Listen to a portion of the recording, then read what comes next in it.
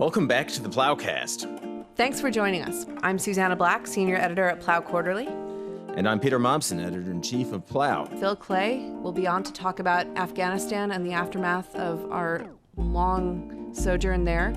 And then Tom Holland, who is not yet a friend of the pod, but hopefully will be a friend of the pod, is going to be on to talk about empire, his book Dominion, and the difference that Christianity has made on empires. Okay, so welcome Phil Klay. Phil is a friend of the pod, friend of the community, and the author of Missionaries and Redeployment. Missionaries is his first novel. Redeployment is a series of short stories. And he's also the host, along with, I believe, Jake Siegel of Manifesto, a podcast. Manifesto has an exclamation point in it, which you should definitely listen to. I'm a big fan. And now, let's get to it. Obviously, this was not your war. You were in Iraq. By the time that I finally joined, I took, I accepted my commission in 2005. It was already clear that the war in Iraq wasn't going very well. So, I think that a lot of the veterans of my generation have a very different attitude toward these wars. I was talking with one friend, he was like, he was furious because he was working visas, right? Trying to get people out during the evacuation of in Kabul. And of course, veterans groups and advocacy groups had been saying that the Biden administration needed to put more priority on evacuation, that this was going to be a disaster. They've been saying that for months. I'd had meetings with folks where they talked about the sort of cold shoulder they were getting from the Biden administration. And then there they were in this sort of terrible situation, desperately trying to get people out in an incredibly chaotic environment. It was this sort of intensely emotional time, as after a long time of not paying attention, suddenly people were horrified by what was going on in Afghanistan. Though of course that that horror could have applied to many other pieces of the Afghan war, right? Just happening with less sort of intensity and less television drama. I went through northern Iraq in 2019, in December of 2019.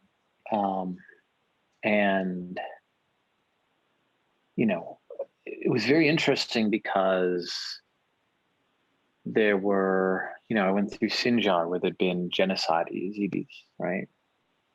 And, we went to a center for women who had been slaves under ISIS and then liberated. And, there are these little Yazidi kids of theirs are singing Baby Shark. And, we're in the midst of a society that has been through an unbearable cataclysm. And then we went to Mosul and we're going through the shattered old city, talking to people who had lived through the final days of the occupation. I met a man in a shattered house that the UN was rebuilding. The UNDP was rebuilding. And, he was talking about how he didn't send his kids to school because everything was violent, even math. He said it was always, bullet plus bullet equals 2 bullets, right? And towards the end, he said it was so horrible. They had no food to eat. They ate cats, they ate rats. It was hard to get water. You'd go down to the river to get water, but soldiers would shoot at you from the other side. And he was just there with his kids, feeling helpless because they're crying and there's nothing he can do for them. And at the same time, you're meeting with refugees from Syria who are furious that Trump pulled out some of the troops, right? Because Turkish-backed militias came in their wake and ethnically cleansed the area of Kurds. And the governor of Mosul is like talking about how American investors need to come and we need American support. I think he said it was a golden opportunity to invest in Mosul. I didn't leave thinking that we need to entirely pull back into our borders and be isolationists, right? And yet, you know, the failures of the projects were so apparent. How do you make that call? Like, how do you, if your response to the past 20 years is not isolationism, and if there's something deeply kind of problematic about the idea of nation building, especially as sort of, as you've described, it ends up half the time being nation smashing. How do you think about, I guess, America's role as a kind of imperial power? Well, you know, it's just we build castles in the air that we tell ourselves are real. I mean, that's what was clear with the government in Afghanistan, right? That we had constructed a government that never had any real legitimacy. Right? We wanted to really remake these societies from the ground up, and you can never do that, right? In the speech where Biden celebrated, perhaps is the word, announced the end of the war, he also promised that we were going to continue killing people in Afghanistan. It's a little peculiar for somebody to say that a war is ending and, oh, by the way, we're going to keep killing people there. That sounds like the war is continuing, it just in a different form. Nation building might have been a failure. That doesn't mean that giving up on any concern with local political dynamics in countries where there are sort of threats to us is the answer, and instead we just kill people, right? You know, counterterrorism, right? Drone strikes, special operations raids, air strikes. We kill people and then we leave, and you know, we don't have anybody on the ground to tell us. You know, does that make things better? What do you think it would have taken to get the American public shocked and horrified earlier? I think it's hard for people to get really invested in violence overseas, right? I mean, there's any number of reasons for it.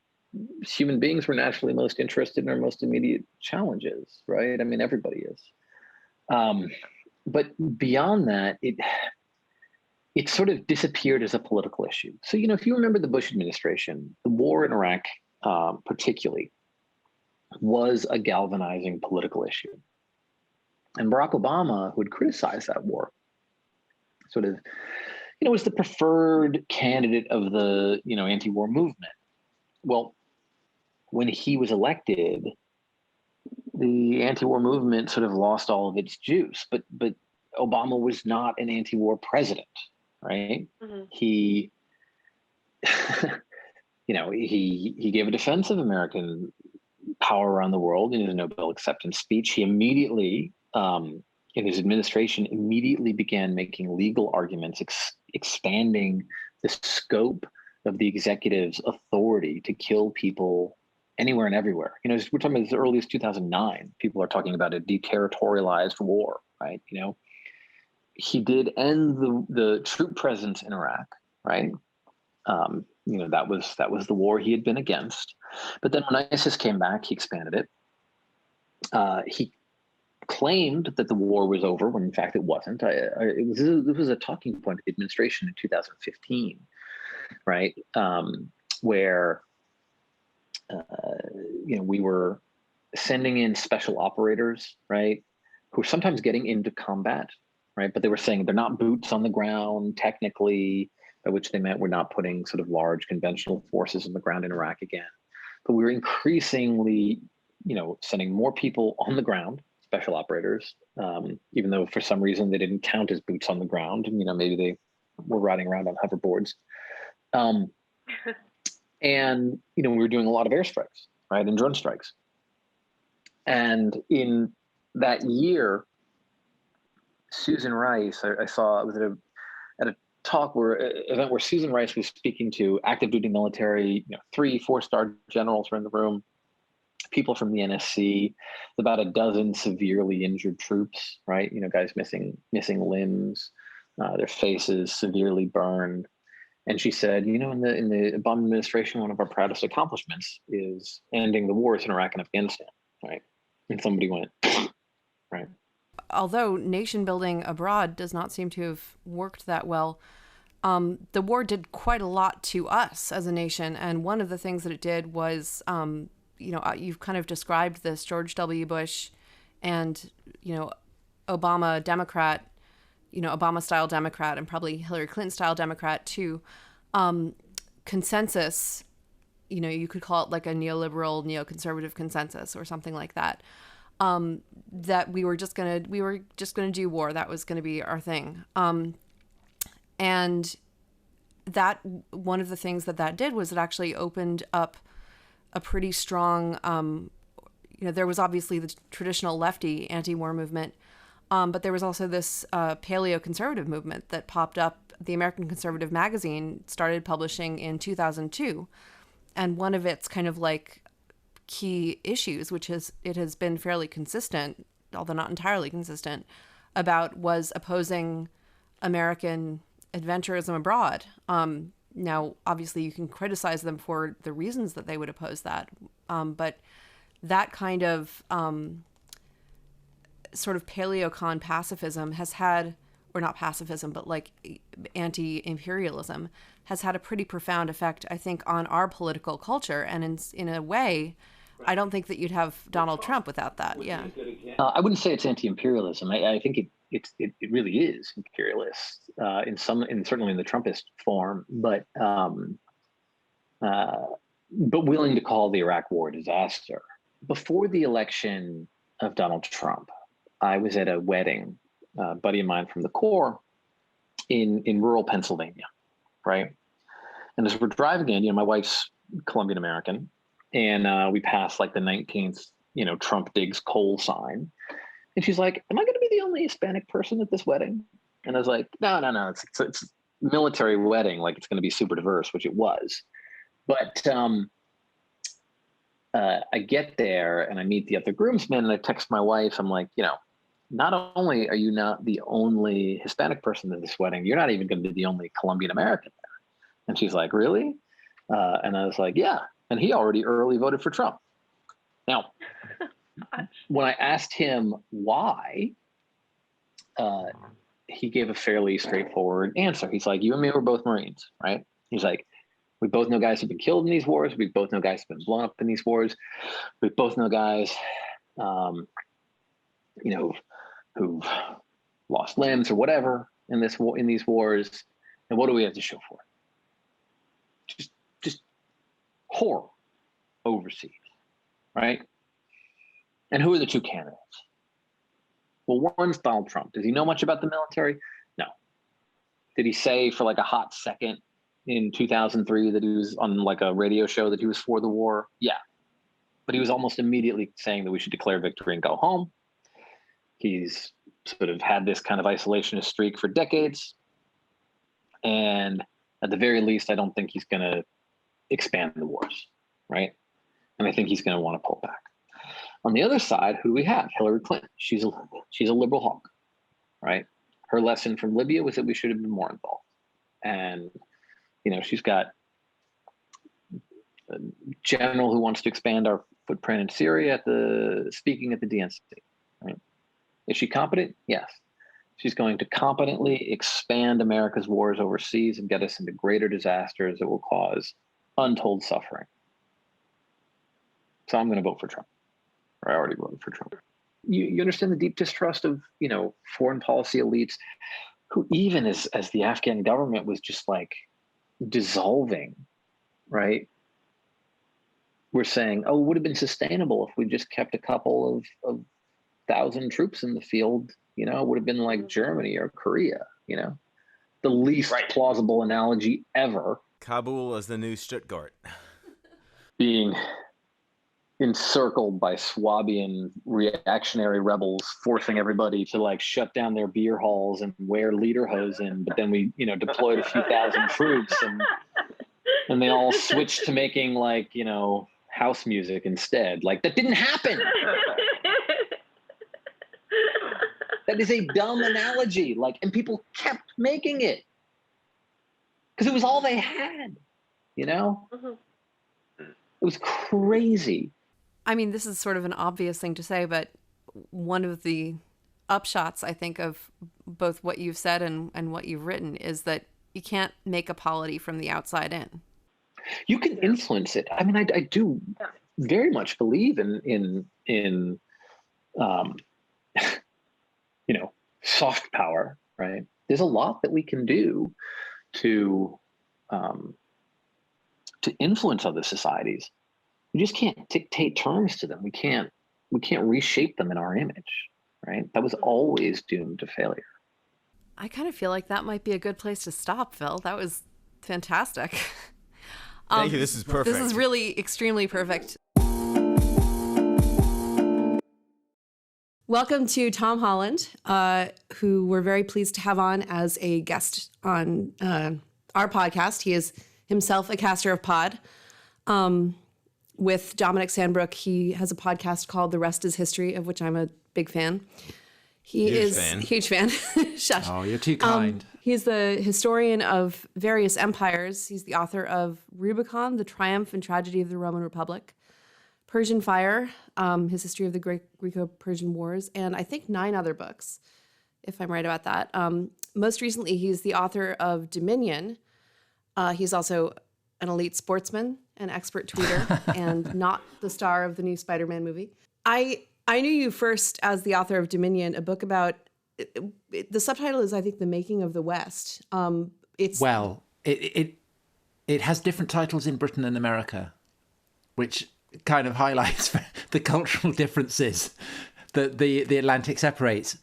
So in Britain, it's The Making of the Western Mind, because my editor didn't want to have any hint of Christianity on the cover in case it would put off the book buying public. Whereas in America, it was, what was it? I can't remember. It's something like Why Christianity is Brilliant or something like that. And there's the Dali crucifix. It's How the Christian Revolution Changed the World is the American subtitle, which I think is actually a much more accurate description. Yeah, I mean, if somebody picked up that book hoping to not find any trace of Christianity, they would be sadly disappointed. Yes. I wanted to talk with you because you're not a Christian. You're sort of interestingly Christian adjacent. And I think what was striking to me about Dominion was that it seemed as though you were writing, it starts, I think in around 500 BCE. Yeah, it starts in 479 BC, which is in the aftermath of the Persian invasion of Greece in 480. And the reason that it starts there is that Persia is the first empire that effectively moralizes its own imperialism. So it sees the world in terms of good and evil, of light and darkness, and that obviously is a huge influence on Christianity and indeed Islam. And there's a kind of tendency in the West to see ourselves as the heirs of Greece and of Athens, but I think we're at least as much the heirs of Persia. That's fascinating. So, I mean, I've heard Zoroastrianism being spoken of as an influence on Christianity as well. Well, it's very, very complicated because it's not actually what we would call Zoroastrianism under the First Persian Empire. I mean, it's a kind of proto-Zoroastrianism. But a lot of the themes that will become part of what are institutionalized several centuries later as Zoroastrianism are there.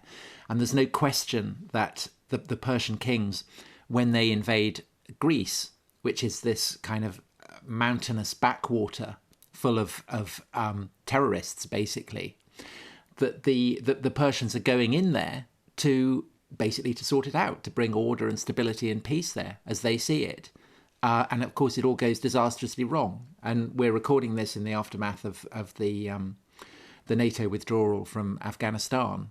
And I think that there's a sense in which America has been riffing on that very, very ancient Persian theme And the idea that simply because America is a democracy and because Athens was a democracy, therefore there's a kind of a straight line of descent from the two, is very much complicated by the fact that actually it's Persia that provides the model for Christian and Islamic imperialism. Yeah, we would like to see ourselves as kind of, pre-Rubicon Rome, or as something like Athens, but... Yeah, very, very, very different. There's such a distinctive flavor to the book. It reminds me a little bit of Hilaire Belloc's history writing, but you end up writing about Christianity and eventually Judaism first, obviously, and then Christianity. But you're very clearly, it seems to me, right, like if you were a character in this book, you would not be one of the Jews or one of the Christians. You are sort of speaking as one of the... Well... No, I'm not sure that's true, because actually I am a character in the book. Right at the end, I include myself as a character. And, well, I describe my mother, but particularly my godmother, who was, for me, a kind of a great inspiration, a model, really, of how to live. And she was a very devout Christian. And...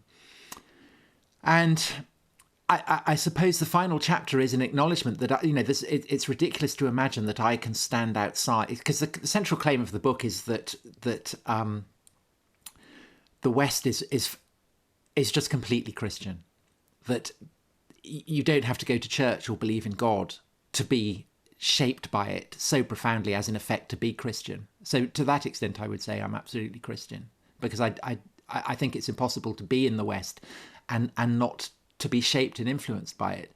I mean, the question of whether I think that, Jesus rose from the dead is a different matter. I would like to. And there are times, if I go to maybe at Christmas or Easter, if I'm in a place where, where those thin places that people talk about, where the divine seems very close, that I can believe it, and there are other times where it just seems complete nonsense to me. But whether I'm in my skeptical or in my believing mode of thought, I never doubt that in my core assumptions I'm Christian through and through, and that's really what the argument of the book is about. Can you talk about how that kind of how those core assumptions differ from, say, the core assumptions of let's talk about Rome, for example. So obviously Rome features heavily in the book. What is the impact of Christianity on the Roman mind, I guess, or on the Roman Empire? Well, I mean, let's look at the core symbol of Christianity, which is the cross. And the cross had an important significance in the Roman imagination as well, as an emblem of their power and their authority to inflict torture on those who opposed them. And those who oppose them might be rebels in the provinces, or they might be slaves. And there's a sense in which the distinction between those two categories become blurred, because to suffer on the cross for the Romans is the worst possible death. And it's the most humiliating, it's the most agonizing. It's not just that you suffer for hours, perhaps days, but that you do it in public. And so people can gather and watch as birds peck out your eyes or attack your genitals. They can laugh at you as you struggle to continue breathing. And the humiliating character of the death is precisely what then serves to affirm the dignity of Rome as an imperial power and the master as someone who can inflict this suffering on the slave. Christianity obviously radically reconfigures that. And the idea that the cross can serve as an emblem of the triumph of the slave over the master, or the victim over the victimizer, or indeed the provincial over the imperialist, is so destabilizing that it's hard to put into words just how profound a cultural upheaval it represents. You've talked about, I mean, obviously the title of the book is Dominion, the lordship. What is I guess a way to ask this would be, it seems to me throughout the book that you're kind of talking about the West, or the aspects of the West that are influenced by Christianity, which you might call like the remnants of Christendom, or like the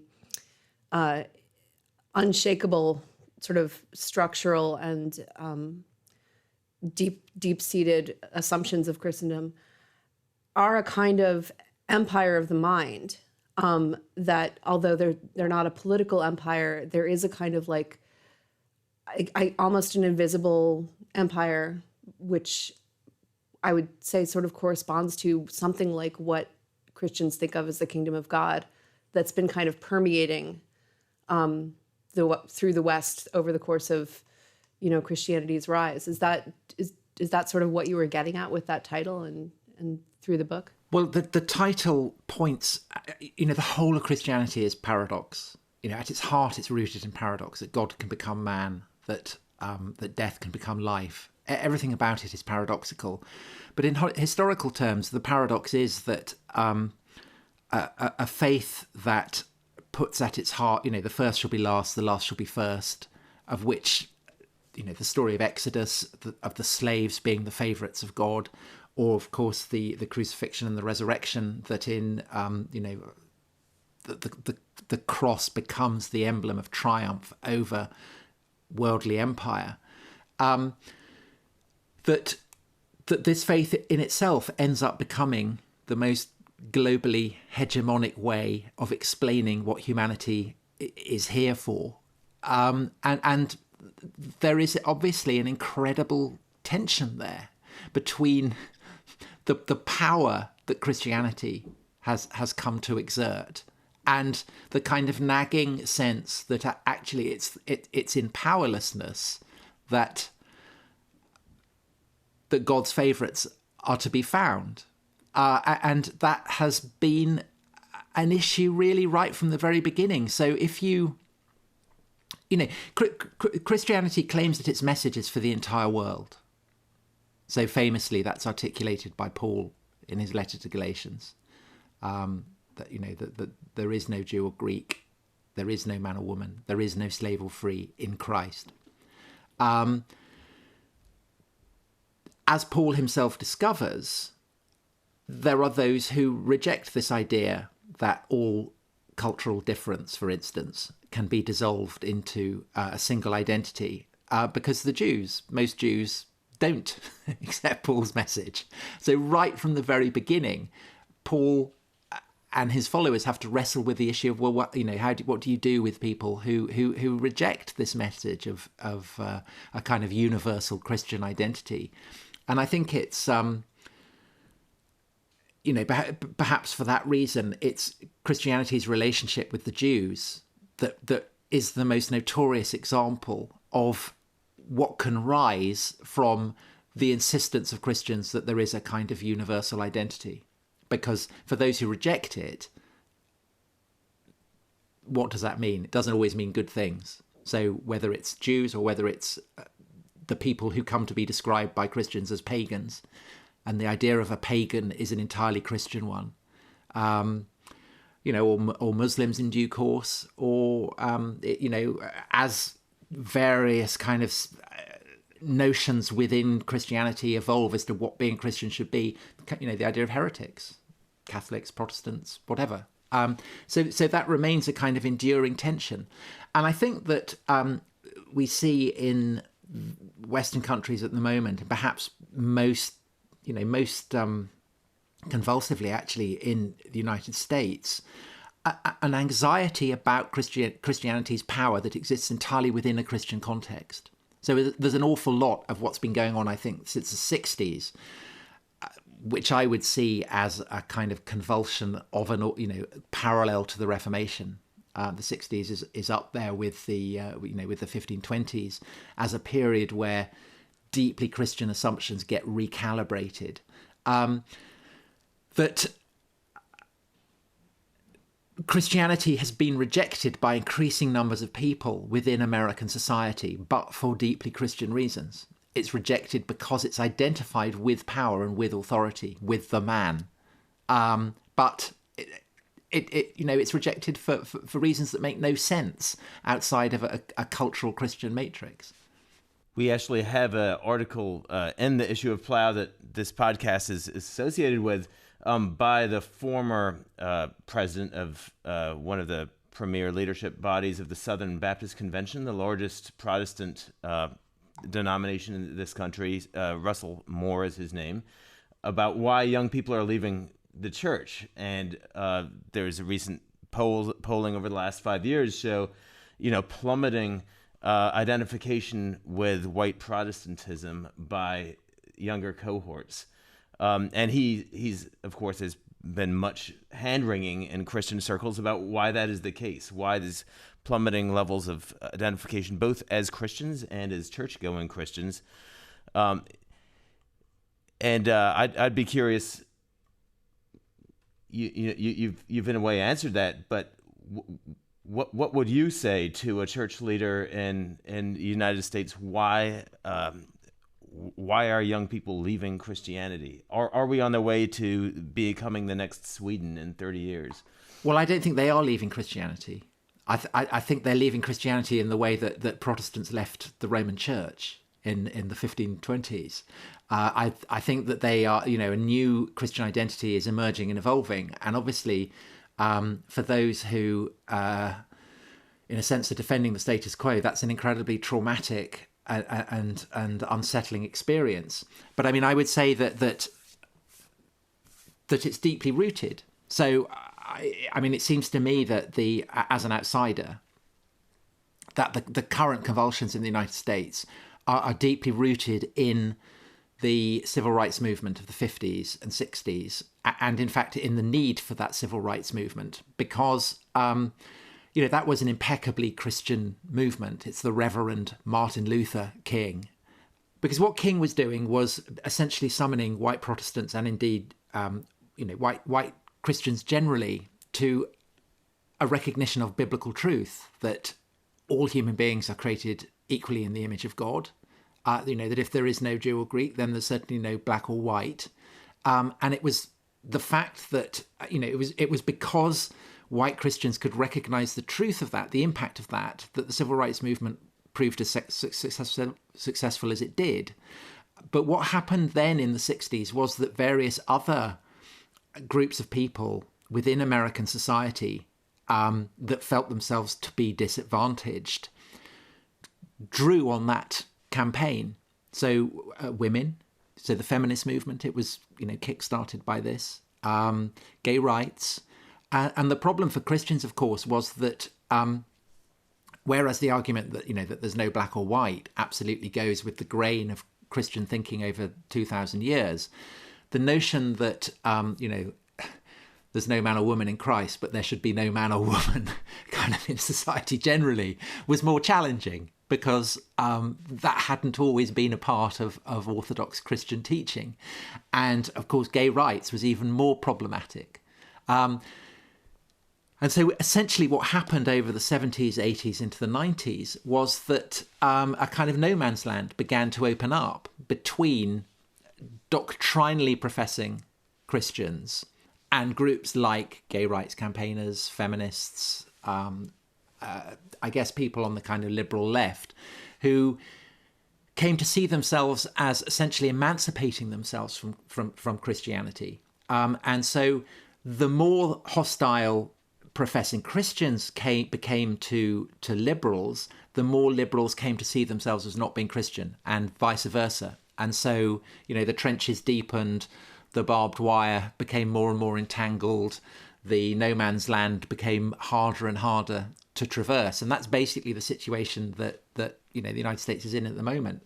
But it seems to me that essentially the culture wars are arguments over theology, where one side isn't recognizing the fact that actually it's a theological argument, because the fundamentals of anti-racism, of gay rights, of trans rights, of feminism are all rooted in the Christian assumption that the first shall be last and the last shall be first. The idea that it's better to be the victim than the victimizer, and Nietzsche, the great atheist enemy of Christianity, who attacks for things that, he hates the idea of victimhood, the idea that victimhood should be privileged. He despises that. I mean, he would absolutely recognize it as being Christian. And I think, I talked about how when you're crucified, the sufferer, you die because you can't breathe. And I would say that George Floyd absolutely fits into the Christ-shaped gap that, this new evolving theology needs. It needs martyrs. It needs people who embody fundamental Christian principles, but who aren't necessarily Christian. Or indeed, it's great if they're not Christian, because then they can serve as kind of more potent figures to rally the cause. So I don't know what the answer to that is, but I would, if I were an American evangelical, I would probably focus on what unites rather than what divides. It's interesting to go into this question of powerlessness as at the heart of the gospel, and identification with the powerless as central to Christianity. There have been movements, as you know better than we, over the course of Christianity that sought to recover that sought to get back to that original nonviolent ethic of the first few generations of Christianity. This magazine actually is published by an Anabaptist community, for instance. And although we publish ecumenical voices, in fact, our last podcast episode we had on Pater Edmund Waldstein, a well-known Catholic integralist who loves the idea of Christendom and its restoration. There is this strain of within Christianity, sort of a centuries-long fight, so to speak, between this impulse to nonviolence towards taking on suffering, a willingness to bear suffering, and then the desire for domination that goes with the universalist claims of Christianity. And I just wonder, I'd be interested to hear your thoughts on this whole question of sort of violence and nonviolence within Christianity, and what role does that play in what we're talking about? Clearly, the tradition of nonviolence is very, very significant. Jesus allows himself to be arrested. He tells Peter to put up his sword. He goes to his death rather than summon angels to defend him. And you can see in early medieval writings where newly converted Germanic peoples are trying to make sense of this, just how odd it is. So they'll cast, the apostles as a kind of band of warriors with Christ as the warlord, and the radicalism of the fact that this warlord refuses to fight again and again is what obsesses them. They completely recognize how odd this is. But against that, it's important to recognize that there is also scope if you want to fight for doing that. There's lots of violence. Say just the Book of Revelation is an astonishingly violent text, and the fact that it's an anti-imperial text. I mean, I would say the greatest anti-imperial text ever written, the text that underlies the great tradition of anti-imperialism within Western thought, doesn't mean that it's not incredibly violent. It's absolutely kind of soused in the blood of, of the damned. A lot of Frantz Fanon in there, the wretched of the earth rising up. Absolutely. Well, and it's there in Anabaptism, isn't it? Because Anabaptists become famously pacifist, but Munster is the absolute archetype of what happens when you take the Book of Revelation too seriously. So, But we quickly disclaimed those Munsterites. Sure, but it was the scope was there, wasn't it? So I mean, and that's part of what makes Christianity so, I think, culturally, emotionally, spiritually satisfying to human beings. I mean, if you're looking at it purely from a kind of a Darwinian sense, why has it worked? Why has it become the most successful way of explaining what humans are about that's ever existed? It's that kind of tension. There's something for everyone there, but it's channeled in kind of very, very distinctive ways. So I would say that the relationship of violence and non-violence within the Christian tradition has always been a kind of one that generates sparks, put it that way.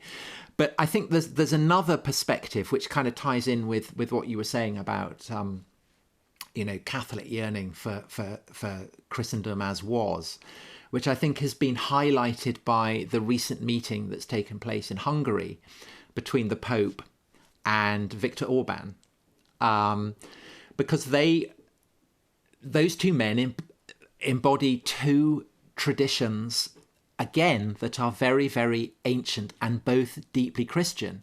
So the Pope embodies the kind of universalist strain within Christianity, the all human beings are created equal, that cultural difference will ultimately be dissolved within Christ. And it's that message that of course that underlies the evangelism that has seen Christianity brought to continents that would have been unimaginable to the apostles, the first apostles. Against that, Viktor Orban is equally an embodiment of a Christian tradition that sees Christianity as something that needs to be defended from its enemies. So, he's the leader of a country that was occupied by the Ottomans for many centuries, and therefore has a kind of attitude towards particularly Muslim migrants that is explicitly hostile. He sees Islam as a threat to Christianity, as Christians have seen Islam as a threat for most of their existence, and so essentially what's at stake is an argument, I think, about about the Good Samaritan. With the Good Samaritan, the obligation laid on the Christ's story of the Good Samaritan lays on Christians is to care for those who may not even be Christian. That's how it's traditionally been interpreted. But I suppose what the Viktor Orban tradition is, yes, but what if the Good Samaritan, what if the person that you've rescued turns out to be a Viking, or turns out to be an Ottoman or a Janissary or whatever? What are you going to do then? It's ridiculous to pretend that the desire to defend Christianity, or indeed to spread Christianity at the point of a sword, is not a part of Christian history, because it clearly is. One of the things that we're seeing a lot of in the US, I think possibly somewhat less in the UK, is the emergence of what you might call the post-Christian right. So, there was a lot of talk about the Christian right. I did not grow up Christian. I can remember hearing about the Christian right as this very scary thing when I was growing up. We're now kind of seeing a little bit of what might be called a post-Christian right, which is reaching back, it thinks at least, through Nietzsche to some of the kind of earlier, Bronze Age, yeah, to the Bronze Age, as an actual historian of, among other ages, the Bronze Age. Can you talk about what are the without Christian assumptions, without the Christian assumptions that especially those on the progressive left may not even recognize that they have, what would a non-Christian Western mind look like? Well, I think the key figure here is Nietzsche. And Nietzsche's great insight is that most of the movements within Western history that had sought to extirpate Christian were themselves incredibly Christian. So the Enlightenment, the French Revolution, the Russian Revolution. Russian Revolution hadn't happened when Nietzsche died, but communism. That if you're saying, again, to reiterate, the first shall be last, and that those who are oppressed have value by virtue of being oppressed, which is kind of fundamental to the French Revolution and to the communist tradition. If you're saying that idols should be overthrown and superstition should be banished, because by doing that you will bring people into the light, so people who walk in darkness will be brought into light, then again it's just another reincarnation of Christian assumptions. And so the Enlightenment as well is just another turning of that great kind of Christian wheel. It's just You're not escaping from Christian assumptions. And so both the Enlightenment and the kind of the socialist and the communist traditions within the West are just further iterations of Christianity. And that's Nietzsche's kind of great insight, because he emotionally and intellectually and spiritually identifies with the world that preceded Christianity. He identifies with the kind of the warrior values of Greece and of Rome, and he mourns their loss. He regrets the fact that the blonde beast has been tamed and tonsured and locked up in a monastery. He wants to see God properly dead, because in the famous parable that he tells, and it's interesting, even Nietzsche can't escape it, because he's telling a parable as Christ did. I mean, it's even Nietzsche can't escape it. The corpse of God is so massive that it continues to cast shadows on the cave. But he says that the time will come where the corpse of God will go, and a new age will be born, and this new age will be drenched in blood and spectacles of great terror and wonder. And of course, that is what comes to pass, because we know, as Nietzsche didn't, what will follow in the decades that come after his death. And in a sense, fascism is the first attempt to repudiate Christianity, not just institutionally, but doctrinally. Because what let's say the two great revolutionary principles that underpin Christianity, and they both have precedence in things that exist before Christianity, but no framework of belief fuses them quite so potently as Christianity. One is absolutely the sense that to be weak, to suffer, dignifies you and imposes an obligation on the strong to care for you. And the other is that all human beings have a fundamental dignity, and that there is no Jew or Greek. And fascism repudiates these, and fascism fuses the antique. So the very name fascism comes from the fasces, which are the bundles of rods and axes that the bodyguards of first the consuls and then the emperors carry over their shoulders. And it fuses that kind of identification with the ancient, with the pre-Christian world of Greece and Rome, with the very modern. So Mussolini is obsessed with planes and cars and tanks. And in the form of Nazism in particular, this attempt to repudiate those core Christian values attains its kind of horrific apotheosis. So obviously, Hitler doesn't think that the strong owe a duty of care to the weak. He thinks that they have a responsibility to crush the weak. He casts the weak as the equivalent of microbes who have to be eliminated. He's not doing what he does because he's evil. He's doing it because he thinks what he's doing is right. It's a new way of seeing the world. It's a new way of calibrating values. And likewise, he sees it as his responsibility to affirm and protect and enhance the purity of what he sees as his race. So of course he sees Jews and Greeks as being different. And indeed, he sees, the question that haunts him, he sees the Jews, he sees the Romans and the Greeks as being Aryan, of Aryan stock. And so the question he has to ask is, well, what went wrong? Why did they fall? And the answer is that they get corrupted by the rootless cosmopolitanism of the Jew Paul, as he calls him. And so if his Reich is going to last for 1,000 years, the Nazis have to do what the Romans failed to do, which is to get rid of the Jews. So the most, I talked about the history of Christianity being a history of paradoxes. That's perhaps the most hideous paradox of all, that the Jews are targeted for genocide because Hitler blames them for Christianity. Even as, of course, he's drawing on the tropes of anti-Semitism that 2,000 years of Christianity have given him. Now, Nazism doesn't prevail. The 1,000-year Reich doesn't last for 1,000 years. And the Second World War is won by people who do it in the name of Christian civilization.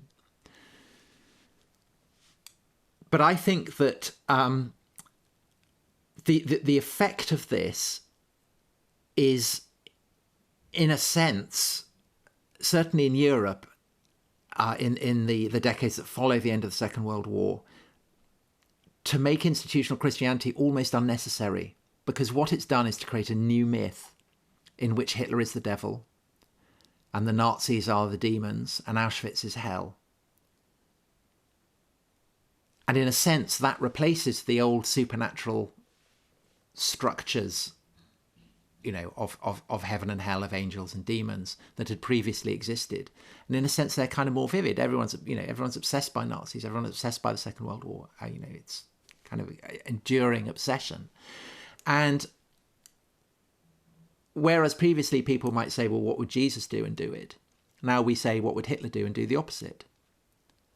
But of course, it remains a deeply Christian way of seeing the world, because we cast the Nazis as the essence, the quintessence of evil, because they offended the core Christian assumptions that have governed, you know, the way that the West interprets and understands the world for, you know, 1,000, 1,500 years.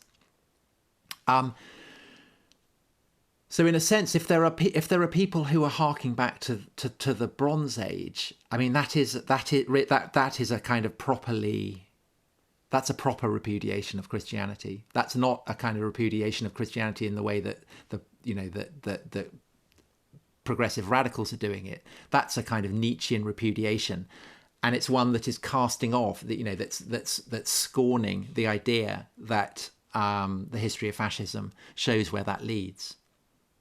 It's interesting to sort of think about Hitler as the sort of Satan figure of, you know, our contemporary culture, because there's not really a corresponding Christ figure, or at least there's not a single corresponding Christ figure. Like, you don't say, what would Churchill do?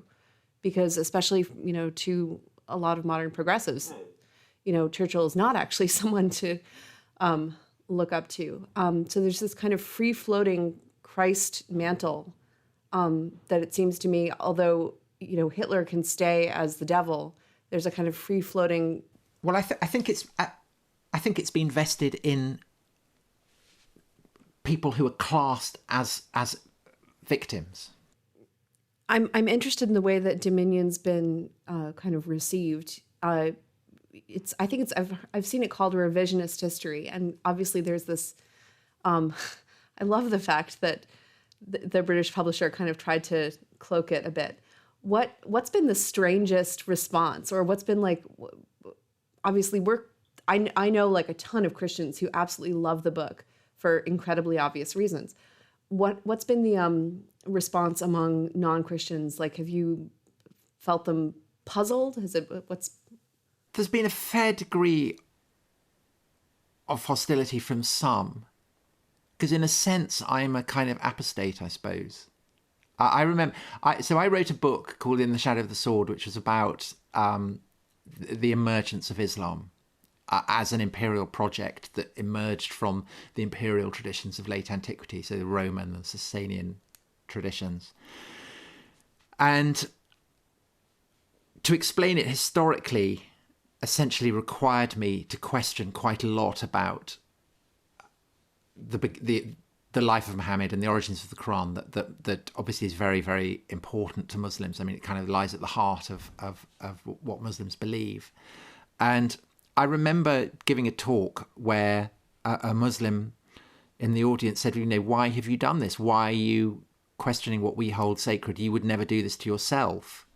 And I felt that the force of that, because actually at that point I was already questioning what I took to be sacred, which was basically that I was a liberal, that there were such things as human rights, that they were uncomplicated, that I was a product of the Enlightenment, that I owed more to Greece and Rome than I did to, you know, dreary old church fathers and monks and all that kind of dreadful crew who'd ruined everything, as was, you know, the kind of Gibbonian stereotype. I was already doubting that. But that question kind of, I felt the force of it, and I thought, well, I'm going to question my values and beliefs and mythology, if you like, in exactly the same way. So really, Dominion is the fruit of that. And so I can see why there are liberals who have a kind of particular emotional investment in the idea of the Enlightenment as, an emancipation from the Dark Ages and from barbarism and superstition and all that kind of thing. I mean, I can see why they would resent that. But I have to say that nobody has objected to this in quite the way that people objected to the book on Islam. And I think that probably reflects the fact that for most people, the stakes are less high. Tom, thank you so much for your time. Absolute pleasure. Thank you.